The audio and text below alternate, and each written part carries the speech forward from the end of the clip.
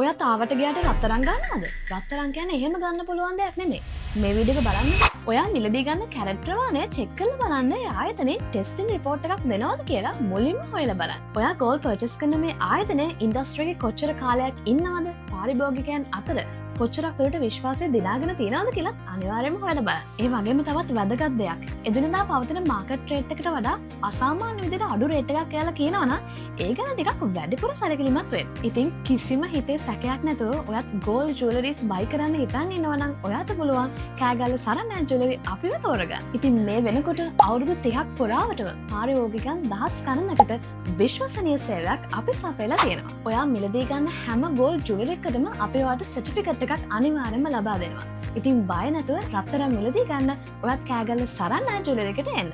වැඩි විස්තර දැනගන්න ස්ක්‍රීන් එකේ දෙන නම්බරකට කෝල් එකක් දෙන්න.